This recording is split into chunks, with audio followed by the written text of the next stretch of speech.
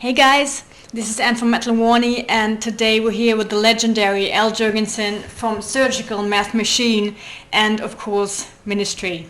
Hello Anne, how are you doing? I'm fine, how are you? I'm doing well indeed.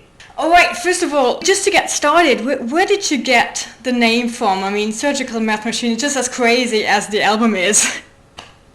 Well, actually, the name makes sense. It's one of the few times that I haven't just made up a name off the top of my hat. Me and Sammy sat down and discussed it and realized there was really only two of us on this record. So it was very surgical in the way we did the record. There wasn't any kind of band jamming or anything like that. It was very surgical. We used a lot of machines on the record, and about half the record has tempos and speed on it of a meth head's heartbeat. So it just seemed to make sense.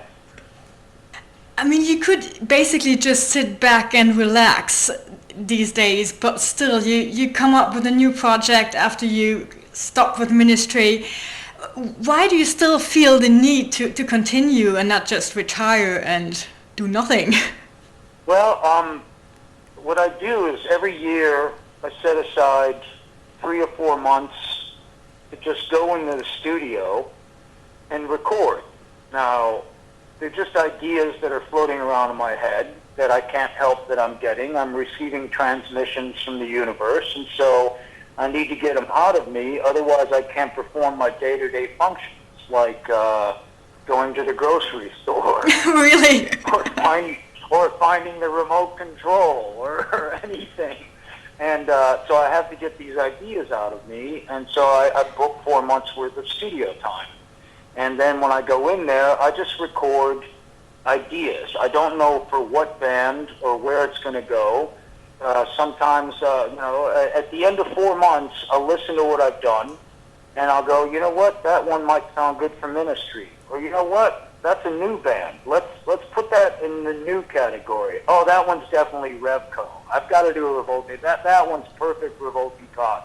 And then some songs are like, my friend Jello Biafra comes over and just goes, I want that one. I want that one. I want that one. And then next thing you know, we have a Lard record going on, and et cetera, et cetera, et cetera. So I just go in and record. Like right now, I have about 4 different unfinished albums. I have an unfinished Revco, an unfinished Ministry, a new project. I think I'm starting with one of the founding members of NWA, the Arabian Prince. Wow. So we're doing some kind of electronic, real crazy electronic rap shit. I'm not rapping, but like producing it and doing all the music. So anyways, what I'm trying to say is I got a lot of different things on the kettle, and then next year when I go into the studio again for 3-4 months, maybe some of these will get done, either that or maybe I'll have 10 half-finished products. I don't know which. Either a few of the projects will get done, or I'll have even more half-done projects. I'm not sure, but either way, I just go in and I just record, And so right now, I'm closest to having a new Ministry record done with what I've got. But it's going to be another year or so before I go back into the studio and just record. And then even then, I don't know if those songs will be for Ministry or for not. Or they might be for something else. So, like I said, it's kind of a strange way of working, but that's how I've been doing it for the last 20, 25 years at least. So. The last thing I heard is that you wanted to stop Ministry after the tour dates in summer. So you got a new record coming up? Well, it's not coming up. I don't know when it'll be done. All I know is that I have 4 or 5 I think would make perfect for a Ministry record, but they're just sitting on a shelf, and maybe I'll get around to it to finish it. Maybe I won't. I don't know. And you have to remember, when I was asked if I wanted to keep doing Ministry, the press completely swamped my phone, and as soon as my guitar player died, right in the middle of making From Beer to Eternity, the last Ministry record, and they didn't care about my best friend, my whole life, my best friend. Okay, my guitar player and best friend just died. All they wanted to know was about is Ministry going to come out? Is Ministry going to come out? Ministry. And I was just like, dude, you know, just enough. Just let me just deal with this. I literally just got back from the funeral and had to do 5 days of press with everyone just asking me about Ministry. So I was like, you know what? Fucking enough. Enough of this. And I had the same problem 6 years earlier when my bass player died, Paul Raven. Yeah. And it was like Ministry. And I was just like, enough. I didn't want to do Ministry then. And then I got sick in between those two, and I almost died. And then the press is like, what Ministry? I'm just like, Jesus Christ, I'm sicker than fuck, and all you care about is next record.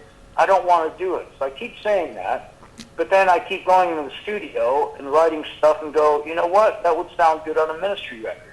So I don't know if there'll be a new Ministry record, and I'm not setting out to do it, but if that's what I record, that's where I'll put it. Do you understand what I'm saying? Yes, of course. Would you have formed Surgical Meth Machine if Mikey was still alive?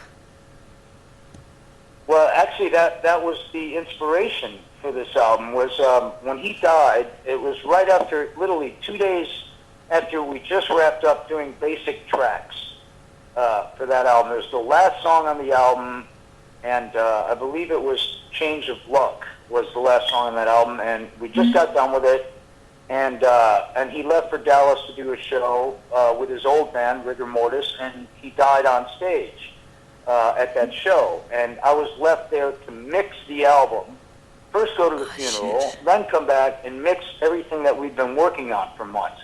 And while we were working on that, we were talking about, you know what, the next album, we should do it just super, super fast and violent. And we didn't really record anything on it, but we had talked about it. I mean, we kind of screwed around with some riffs in the studio and stuff, but wound up not using those. But either way, it was the concept of it that I thought was really funny, to be like the age that we are and doing the fastest record, ever done. And so that was the inspiration for it, because after, the Ministry album came out and we toured over Ministry and all that, I had some ideas in my head, and I talked to Sammy, my engineer, and I said, let's go back in the studio, see what happens. And I said, I don't know. I just know I have some ideas. He goes, well, what about that idea that me, you, and Mikey were talking about making a super fast record? And I said, yeah, okay, let's try that. So we started out, and the records on Surgical Meth Machine are recorded chronologically. So the first song we recorded was Unsensitive. Mm-hmm. Second one was Tragic Alert, and so on and so on.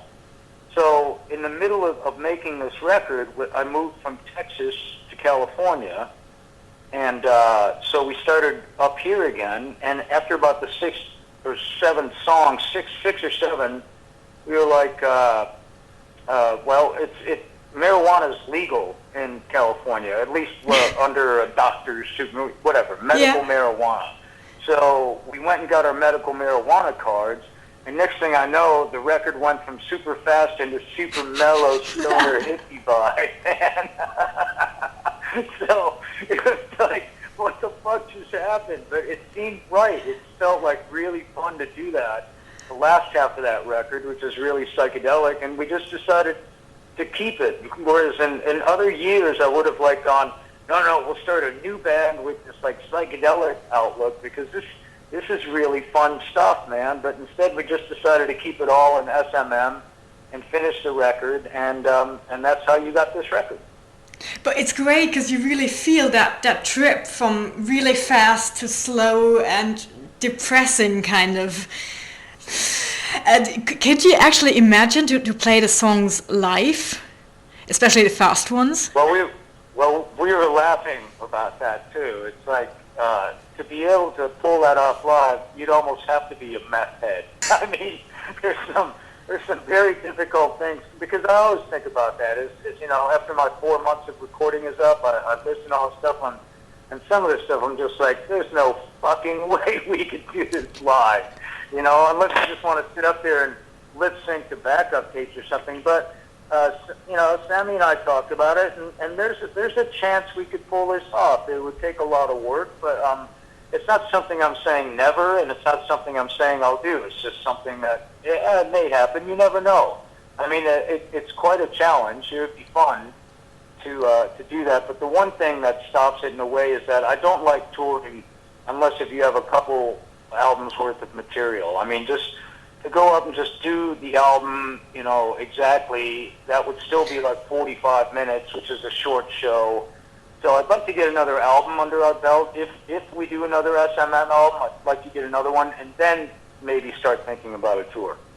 Okay, well, you should get Joey Jourgensen on drums again. I think he would fit in pretty well there. Yeah, he would be able to do it. I heard he's got some hip problems or some kind of physical problems where he's really not playing that many drums anymore, from what I heard. I may be wrong. I don't know. I haven't talked to Joey in about 6 months. And but no, he would have been perfect for it.